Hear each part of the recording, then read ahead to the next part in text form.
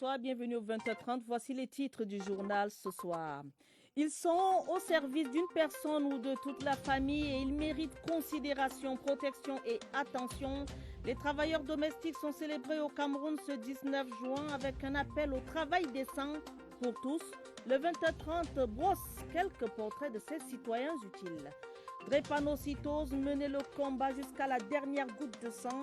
Le monde sensibilise ce jour pour une meilleure prise en charge des personnes drépanocytaires, une maladie génétique qui fait des milliers de victimes au Cameroun, des millions dans le monde chaque année. Et puis, du carburant frelaté saisi à Koutaba dans la région de l'Ouest, du sucre de contrebande saisi à Dorbé dans le Septentrion, les bons points de la lutte acharnée contre la contrebande. Dans ce journal, c'était les titres du journal. Les détails, c'est dans un instant.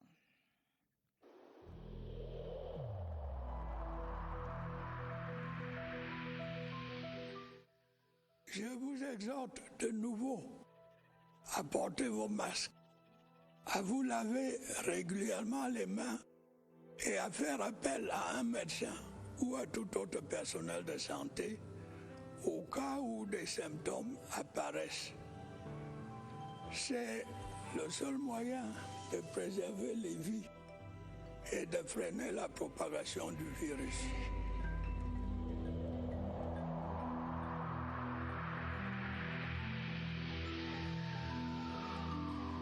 Madame, Monsieur, merci de nous recevoir chez vous. Le Cameroun célébrait avec un léger décalage la journée internationale des travailleurs domestiques ce samedi.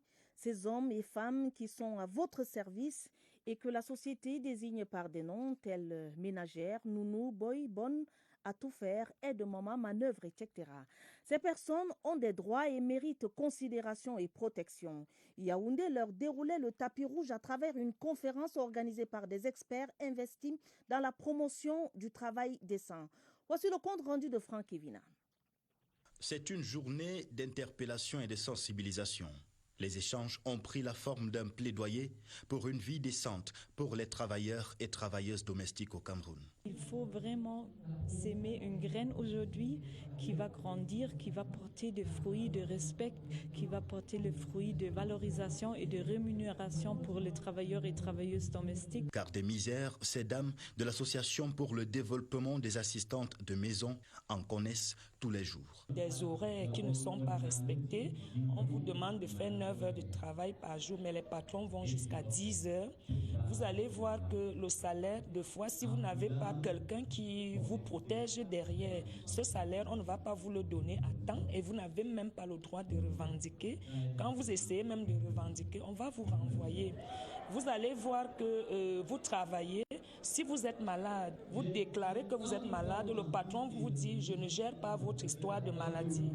Les permissions exceptionnelles, par exemple, lors du cas d'un décès, d'un événement qui arrive dans la famille, on ne vous accorde pas ces permissions. Une précarité entretenue par l'absence d'un cadre légal approprié et d'autres garanties sociales. Cette réflexion amplifie ainsi le plaidoyer pour la promotion et la protection du travail décent dans le secteur du travail domestique.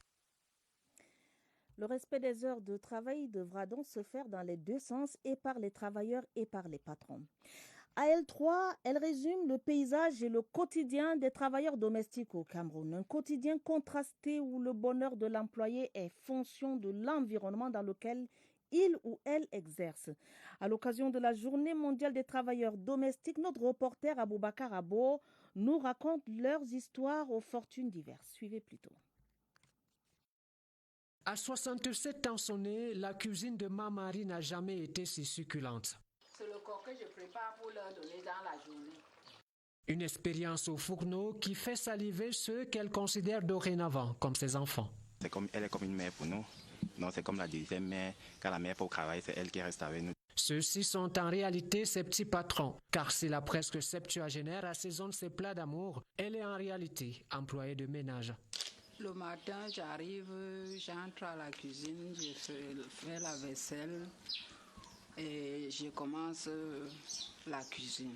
Comme je travaille pendant 3 jours par semaine, donc elle a proposé de me donner 20 000 francs. Et l'argent de taxi, 10 000. Aurélie, elle, en reçoit 20 de plus. 8 métiers similaires mais foyers différents. Je le pratique depuis 5 ans. Quand j'arrive le lundi, si je fais la lessive, je ne peux pas faire la cuisine. En plus de l'enveloppe aux 5 billets de 10, Aurélie Nanga fait partie des rares dans le secteur affilié à la CNPS, des cotisations couvertes par ses hôtes. Parce que mon mari et moi étant des agents CNPS, il a son assurance à la CNPS qu'on paye tous les mois. On est malheureusement loin du cas courant, car le tablier de ménagère cache mal les maltraitances que certaines subissent. C'est le cas de Martine. Maltraité, méprisé, des fois même injurié. Tu ne peux pas manger après avoir cuisiné. On te traite de voleur, on te traite de ceci. Parfois, on peut t'accuser de sorcière. Des services qu'elle vit en silence en attendant de trouver mieux. Ainsi va le monde des travailleurs domestiques à 2 visages. Paradis pour les uns, enfer pour les autres. Voilà qui est dit. D'une journée à une autre, ce 19 juin est journée mondiale de lutte contre la drépanocytose. Cette maladie génétique qui se caractérise par une anomalie de l'hémoglobine, par des anémies chroniques également, mais aussi des crises et des douleurs. Au Cameroun, plusieurs milliers d'enfants en meurent chaque année. Ampleur et prise en charge de cette pathologie, c'est avec Christelle Fouda. Première maladie génétique de l'histoire, la drépanocytose fait environ 4000 morts chaque année au Cameroun, qui compte 2 des 50 millions de drépanocytaires recensés à travers le monde. Pathologie liée à une anomalie de l'hémoglobine, la drépanocytose est également appelée anémie falciforme ou hémoglobine S. C'est donc une maladie du sang et des globules blancs qui sont dès lors déformés et peinent à circuler dans les vaisseaux. Les décès dus aux complications de la drépanocytose sont enregistrés essentiellement chez les enfants de 0 à 5 ans, les adolescents et les femmes enceintes. Les stratégies et les interventions visant à réduire la morbidité et la mortalité dues à la drépanocytose sont axées sur la prise en charge appropriée de ces groupes vulnérables. Engagé dans la lutte et la prise en charge de cette maladie génétique, le ministère de la Santé publique a mis en place une stratégie et propose un ensemble d'interventions pour réduire la charge de la drépanocytose sur le triangle national. Au nombre de celles-ci, la promotion de la sensibilisation et la prévention à travers des tests prénuptiaux. Le dépistage précoce voire néonatal de la maladie et l'élaboration de protocoles de traitement adaptés et modernes dans toutes les régions. C'est dire que depuis 2008, le Cameroun a fait de cette maladie une priorité de santé publique, bataille dont des avancées majeures sont attendues à la faveur de cette édition 2021. Elles sont nombreuses, les personnes drépanocytaires, à se battre au quotidien pour survivre à cette maladie qui n'est pas toujours une fatalité. Fernand Tekwa est drépanocytaire, âgé de 54 ans, marié depuis 17 ans et père de 3 enfants. Il travaille dans une entreprise à Douala et pour lui, cette maladie n'a aucun secret. Son portrait avec Marcel Ekassibile de Certiville Littoral. Depuis une quinzaine d'années, il fait le même parcours. Japoma son domicile, pour Bonanjo, son lieu de service. À 54 ans, Fernand Tekwa, drépanocytaire, est un administrateur logistique chevronné. Marié depuis 2004 et père de 3 enfants, le début de son mariage n'a pourtant pas fait l'unanimité. Ta maman s'est beaucoup proposé, mais elle avait dit non, c'est le monsieur que j'ai choisi. L'homme titulaire d'une maîtrise en zoologie et d'un 2A en biologie animale aime les travaux champêtres et surtout a un appétit dévorant pour les méfaits à base des feuilles de coque. J'aime le coq sucré avec la pâte d'arachide, avec le style préparé par les Bassal, et si les anglophones, j'adore dans toute cette forme-là. Et quand il n'est pas à son poste, Fernand meuble son temps à sensibiliser les jeunes sur l'importance des examens prénuptiaux. Ils font le dépistage, ils font l'électrophorie d'hémoglobine. C'est très difficile quand vous êtes déjà ensemble. Mais quand vous pouvez encore, il vaut mieux éviter de faire une drépanocytose. C'est très difficile. Ses proches reconnaissent en lui bravoure et optimisme au quotidien. Il a été toujours un homme appréciable, gentil, très, très bon. Et au-delà de son hygiène de vie stricte, son sourire reste le secret majeur de la longévité de cet homme qui ne s'est jamais laissé abattre par la maladie. Bon courage Fernand. Toujours en santé, lutte contre le paludisme, une task force de parlementaires pour la mobilisation des ressources est en gestation. Le lancement officiel de cette structure a eu lieu cette semaine en présence du ministre de la Santé publique, une initiative de l'ONG Impact Santé Afrique. Joël Igor Abanda. Estimation de l'Organisation mondiale de la santé, le Cameroun fait partie des 11 pays les plus touchés dans le monde par le paludisme, avec environ 7,3 millions de cas et 11 500 décès chaque année. Et pour un Cameroun émergent en paludisme d'ici 2035, l'ONG Impact Santé Afrique et le Programme national de lutte contre le paludisme lancent ici une task force des parlementaires. Ce qu'on attend des parlementaires, c'est la mobilisation du budget de l'État pour la santé. Nous demandons précisément que l'année prochaine, il y ait une augmentation déjà de 3%, qu'on puisse aller à 7% en 2022 et progressivement aller jusqu'à atteindre l'objectif de 15% d'Abuja. En plus, cette task force permettra, n'est-ce pas, aux enfants de moins de 5 ans de se procurer des médicaments gratuitement. Pour mettre un terme au paludisme au Cameroun, des actions concrètes doivent donc être posées. Nous voulons que chacun des parlementaires disent zéro palud, je m'engage. Et là, nous allons vers les populations camerounaises. Et la troisième chose, effectivement, c'est cette poussée vers la recherche financière pour pouvoir couvrir le plan stratégique qui a été adopté.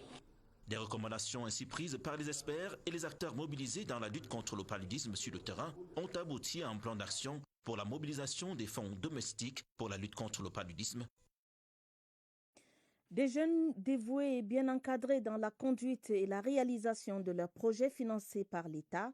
Le constat est du ministre de la Jeunesse et de l'Éducation civique, Mounouna Futsu, qui vient d'effectuer dans le littoral une visite de travail. Chris Patricia Loulouga de CRTV Littoral nous en dit davantage. Chose vue dans l'arrondissement de Missolet, département de la Sanaga-Maritime, le ministre de la Jeunesse et de l'Éducation civique visite une ferme tenue par un groupe de jeunes et financée par le gouvernement. Autre localité, l'arrondissement de Douala 1er, changement de prestation. Mounouna Futsu signe une convention de partenariat avec une entreprise HTT Télécom. C'est l'occasion de découvrir les divers apports de la carte jeune biométrique. Nous saluons cette initiative du groupe Yumi d'offrir des services spéciaux aux détenteurs de cette carte jeune biométrique, d'où le partenariat que nous avons signé aujourd'hui et qui va permettre d'enrichir l'écosystème carte jeune biométrique qui est déjà riche de beaucoup de partenaires dans différents domaines. Quand arrive l'inauguration du centre multifonctionnel de promotion des jeunes, c'est Douala 2e qui accueille la délégation ministérielle. Sur les visages perle l'espoir de la jeunesse de Douala 2e. Ces bâtiments représentent une opportunité à saisir parce qu'à l'intérieur de ces bâtiments, on nous offrira des formations. Chose vue, réalité vécue, c'est sur cette note d'espoir que s'achève la tournée du ministre de la Jeunesse et de l'Éducation civique auprès des jeunes dont les projets ont bénéficié des financements de l'État dans la région du littoral. Les candidats au brevet d'études du premier cycle pour l'enseignement général et du CAP pour l'enseignement technique ont affronté les épreuves cette semaine. Dans le pur respect des mesures barrières, la police des examens a une fois de plus réussi à valider une autre page des examens officiels sans fuite d'épreuves. Barbara Padjama.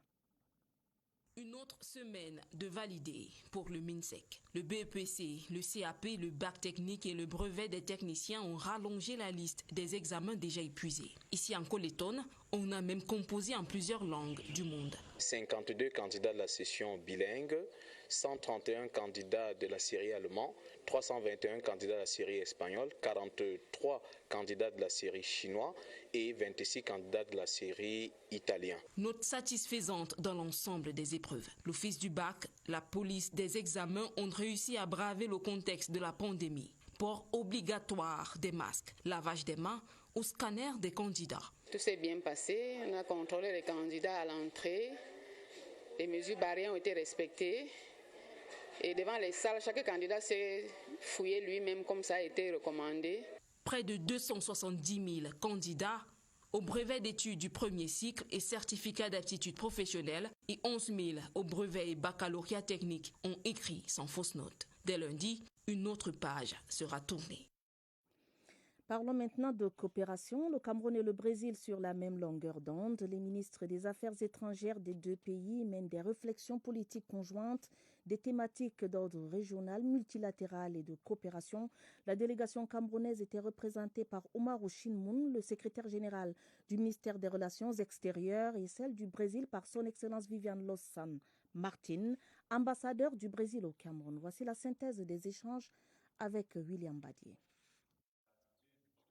De nombreux sujets d'intérêt commun au Brésil et au Cameroun ont été passés en revue au cours de la première session du mécanisme de consultation politique entre les deux pays. La coopération bilatérale, la coopération au niveau multilatéral, les thèmes régionaux, les projets qui sont en train d'être négociés ou commencés. Une séance de travail productive touchant plusieurs secteurs d'activité dans la coopération bilatérale. Je suis certaine qu'avec ce nouveau mécanisme, on va pouvoir avancer plus rapidement parce qu'on a maintenant une façon de faire un follow-up sur notre coopération, ce qui nous aide aussi à, disons, faire bouger les choses plus vite. Dans ces travaux, la délégation camerounaise était conduite par Oumaro Chimoun, le secrétaire général du ministère des Relations extérieures, celle du Brésil par son Excellence Viviane Los San Martin, l'ambassadeur du Brésil au Cameroun. 4,5 milliards de francs CFA, c'est le montant de l'enveloppe du projet Filets sociaux au bénéfice de 20 000 ménages dans la région du Sud Cameroun. Des chiffres dévoilés à Ebolova par le coordonnateur national du projet Filets sociaux, Michelin Njo, au cours de l'atelier « Renforcement des capacités des gestionnaires locaux de ce projet dans le Sud ». Charles Lebon-Nouesso de CRTV Sud. Près de 20 000 personnes sont bénéficiaires du projet Filets sociaux dans la région du Sud. Cet objectif gouvernemental visant à réduire la pauvreté transforme progressivement la vie des populations. J'ai bénéficié première fois de 20 000, deuxième fois 20 000, ça me fait 40 000. Et ces 40 000 là m'a beaucoup aidé parce que j'avais un congélateur qui était en panne. J'ai pu réparer avec ça pour me débrouiller avec. Je remercie le Seigneur Tout-Puissant et je remercie le président de la République parce que ça m'a fait avancer.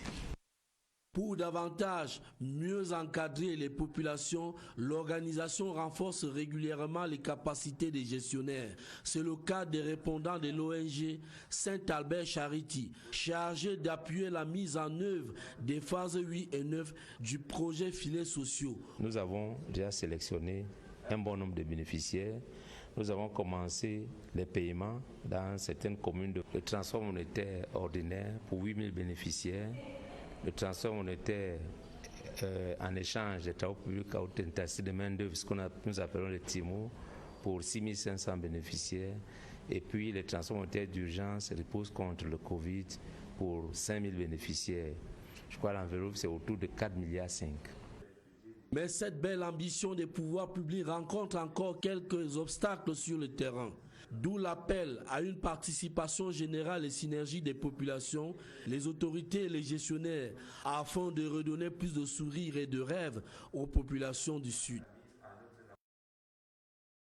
1000 litres de carburant de provenance douteuse saisis à Koutaba dans la région de l'Ouest. L'opération conduite par le comité régional de lutte contre la fraude des produits pétroliers a permis de mettre la main sur des trafiquants véreux qui foulent aux pieds toute réglementation et mettent en danger la vie des riverains.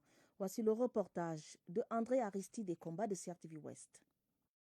L'endroit est des plus insoupçonnés, dans le sous-sol d'un immeuble en bordure de route en plein centre-ville de Koutaba. L'appartement banal est rempli de bidons de carburant de provenance douteuse. Mais le poteau rose a fait long feu. À la suite des informations que nous avons reçues, nous sommes descendus sur ce site, sur instruction de monsieur le gouverneur, pour démanteler cet autre réseau de trafiquants de carburant dans la ville de Koutaba.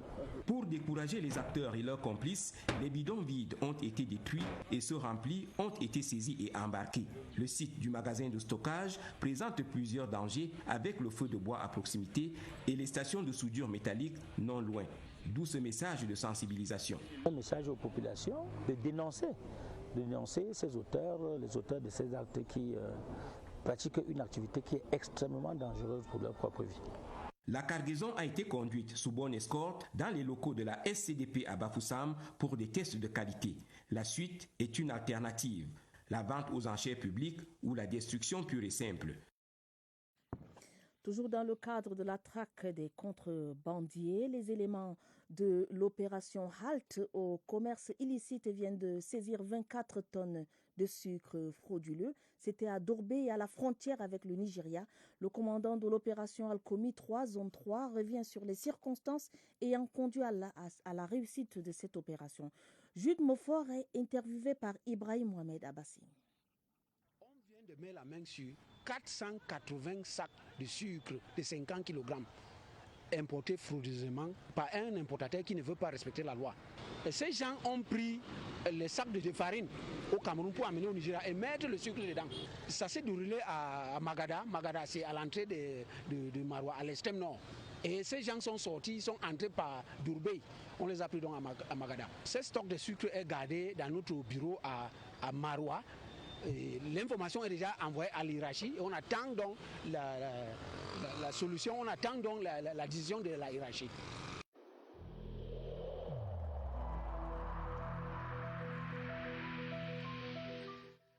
Je vous exhorte de nouveau à porter vos masques, à vous laver régulièrement les mains et à faire appel à un médecin ou à tout autre personnel de santé au cas où des symptômes apparaissent. C'est le seul moyen de préserver les vies et de freiner la propagation du virus.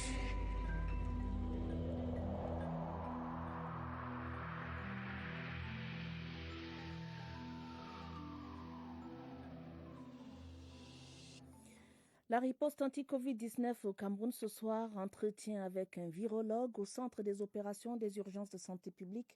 Le docteur Joseph Fokam parle des résultats plutôt rassurants de la lutte anti-Covid au Cameroun. Il est l'invité d'Évariste Yenga. Bonsoir Évariste. Bonsoir. Le virus SARS-CoV-2 est-il aussi virulent qu'il y a 6 mois, 1 an ? Question ce soir au docteur Joseph Fokam, il est virologue au Centre international de référence Chantal Biya. Docteur, bonsoir. Bonsoir Évariste. Quel est l'état de virulence actuellement du virus SARS-CoV-2 au Cameroun? Effectivement, Évariste, ce que nous observons ces derniers temps, c'est une baisse significative en matière de nombre de nouveaux cas que nous enregistrons, ce qui suppose que nous sommes à la fin de la deuxième vague pour la Covid-19 au Cameroun. Ceci ne veut pour autant pas dire que le virus n'est plus virulent. Le virus est présent, mais circule à des taux très faibles. Si nous ne faisons pas attention, on court le risque de faire face à une troisième vague. Raison pour laquelle, avec cette baisse épidémiologique, nous voulions donc profiter grandement de demander non seulement au respect des mesures barrières, mais également à une participation massive à la vaccination, ce qui nous permettrait réellement de gagner ce bénéfice de baisse avec cette deuxième vague. Mais dites de manière comparée, est-ce que les risques de létalité sont les mêmes que lorsqu'on traversait le premier et le deuxième pic? Le virus garde la même létalité. Alors pour les personnes qui sont infectées aujourd'hui par la Covid-19, on a très peu de cas en réanimation ou bien sous oxygène, juste parce qu'on a très peu de nouveaux cas également. Mais pour les personnes malades, le risque reste le même, raison pour laquelle le respect de ces mesures barrières, même en cette période de baisse de l'épidémie, reste encore de rigueur. Merci à vous, docteur Joseph Fokam. Vous l'avez noté, les risques, ils sont de moins en moins présents. Le virus, il est de moins en moins dangereux pour les populations. Seulement, toutes les indications de départ restent de mise. À vous le plateau. Merci Évariste Yenga pour toutes ces assurances.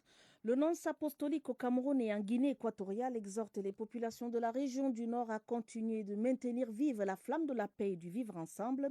Message délivré à Garoua par Monseigneur Julio Mourat en visite pastorale dans cette partie du pays. Claver Pascal Ndanga de CRTV Nord. Ambiance festive à l'aéroport international de Garoua. Les fidèles chrétiens et même les populations en général rassemblées entonnent avec enthousiasme des chants pour un accueil des plus chaleureux du nonce apostolique au Cameroun et en Guinée équatoriale, Monseigneur Julio Mourad, qui foule le sol de Garoua. En bonne place, le gratin politico-administratif conduit par le gouverneur Jean Abaté Edi. C'est longtemps que je désirais de venir ici pour connaître mieux aussi cette partie de notre pays, le Cameroun.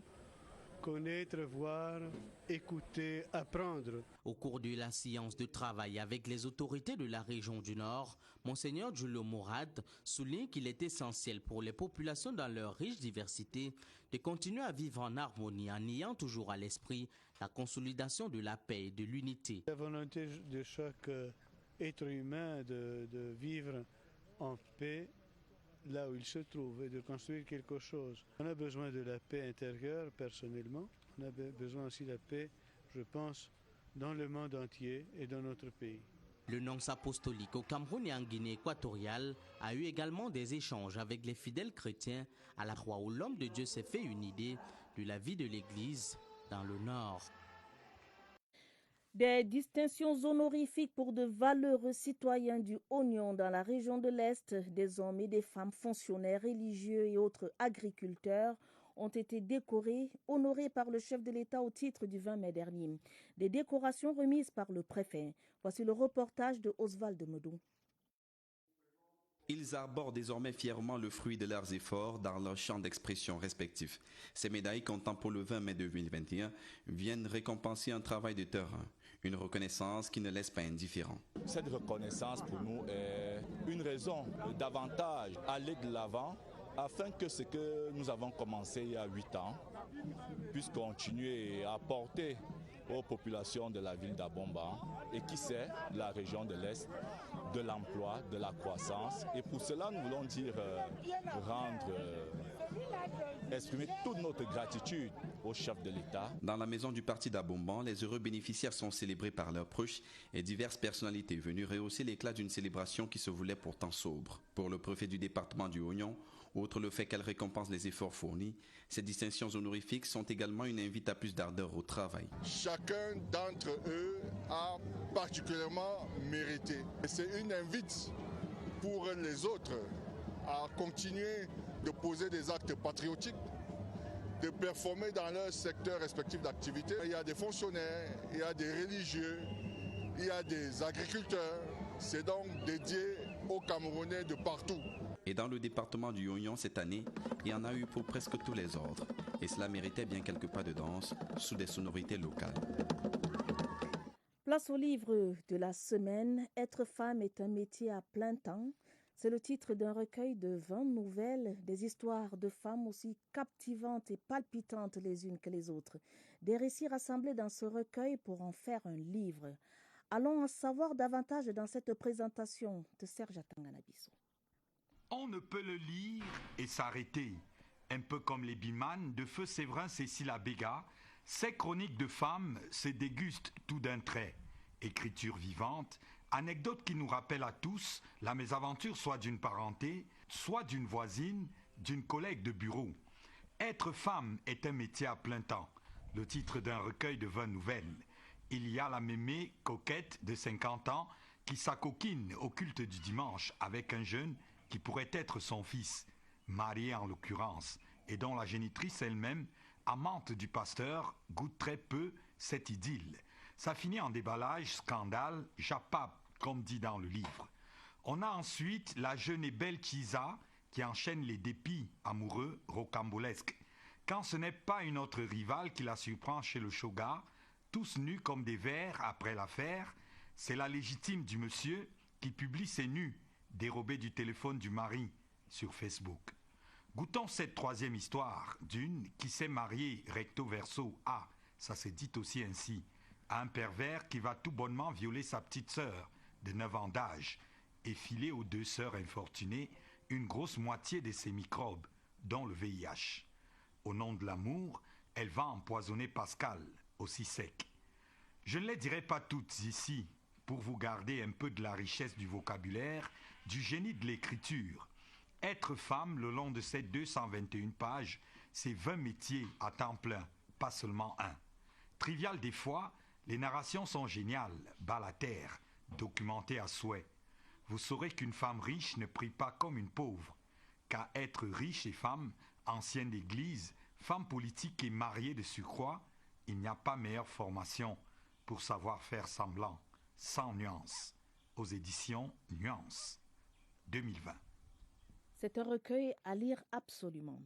Coupe de la Confédération africaine de football, la demi-finale Coton Sport Jeunesse sportive de Kabylie aura lieu demain dimanche à 17h au stade Omnisport Amadou Ahidjo de Yaoundé. Les deux équipes ont tenu leur conférence de presse d'avant-match ce samedi avant la reconnaissance de l'aire de jeu. Veille de match, c'est un reportage d'Évariste Yenga. Arbitral de la demi-finale Coton Sport JS Kabylie est égyptien. Ici, Amin Mohamed Omar, l'arbitre central, ses deux assistants et le quatrième arbitre à l'échauffement.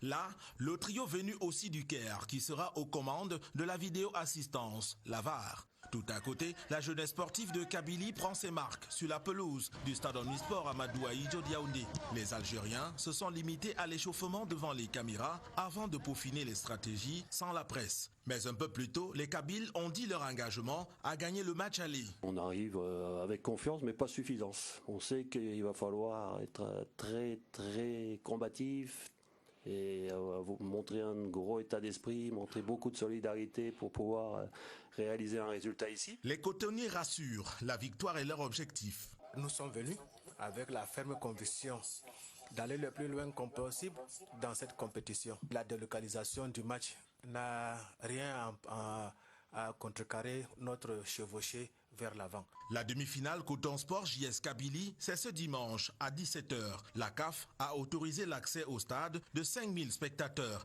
Les billets sont en vente à la FICA Foot dès 9h ce dimanche.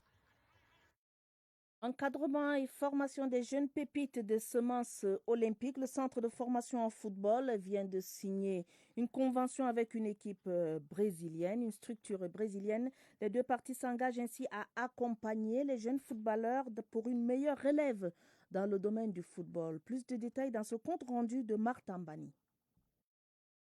Une poignée de main pour sceller ce partenariat à travers la signature d'une convention sur l'encadrement et le suivi des jeunes pépites du centre de formation de football Semences Olympiques. Cet échange de parapheurs fait de ce centre de formation un partenaire clé de la CUFA. Nous allons asseoir les échanges entre le Cameroun et le Brésil.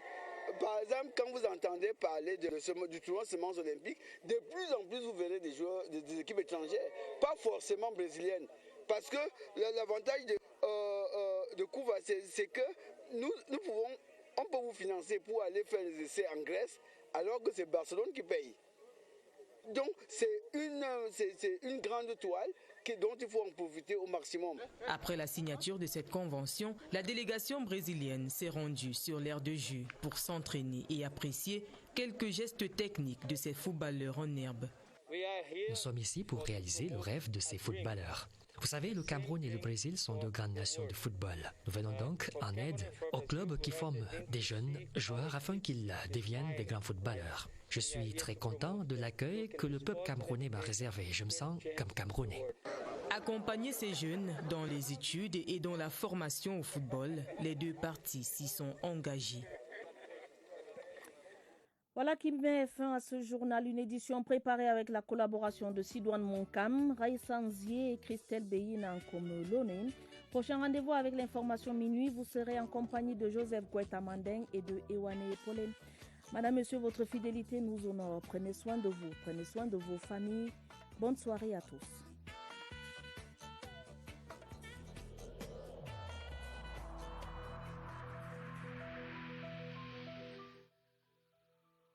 Malgré nos efforts, le Covid-19 a endeuillé de nombreuses familles et provoqué de graves difficultés dans le fonctionnement de notre économie et de notre société.